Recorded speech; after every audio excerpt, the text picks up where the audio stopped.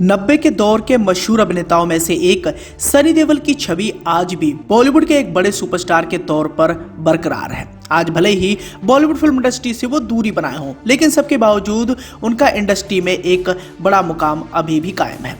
मालूम हो तो बताना चाहेंगे कि साल 1983 में सनी देओल की डेब्यू फिल्म आती है। फिल्म का नाम था बेताब। अब भले ही ये लव स्टोरी पर आधारित सनी देओल की फिल्म थी, लेकिन इसके बाद जो उन्होंने एक्शन में अपना दमखम दिखाया वो वाकई लाजवाब था। अब आपने भी एक्शन से लबरेज सनी देओल की कई सारी फिल्में देखी होंगी, जिन फिल्मों में उनकी बेहतरीन डायलॉगबाजी आपके दिल को छू गई होगी।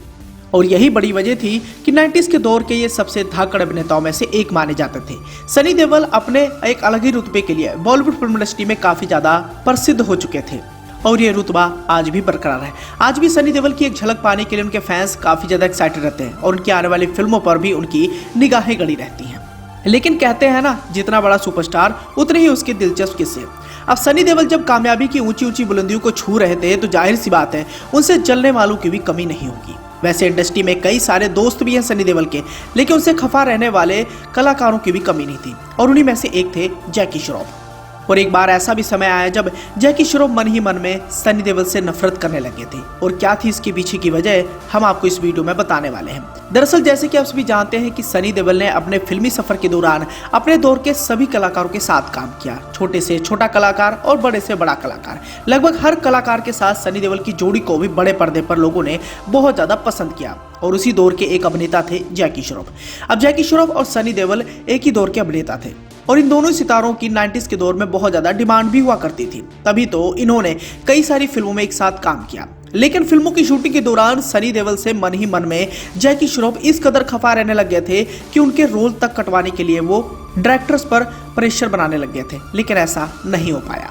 यहाँ हम आपको इस बात की जानकारी देना चाहेंगे कि त्रिदेव, वर्दी और दुश्मन ये वो फिल्में रही हैं जिन फिल्मों में सनी देओल और जैकी श्रॉफ ने एक साथ मिलकर काम किया। इन दोनों की जोड़ी को बड़े पर्दे पर और इन फिल्मों में बहुत ज्यादा पसंद भी किया गया, लेकिन इन फिल्मों की शूटिंग के दौरान जैकी श्रॉफ को ये लगने लग गया कि शायद मेरी सारी लाइमलाइट अब सनी देओल के खाते में आ जाएगी, क्योंकि जिस हिसाब से इन तीनों फिल्मों की स्क्रिप्ट थी उस स्क्रिप्ट के हिसाब से फिल्मों में बेहतरीन सीन सनी देओल के खाते में जा रहे थे और ये बात जैकी श्रॉफ को नागवारा गुजरी। साल 1989 में आई फिल्म त्रिदेव को ही ले लीजिए।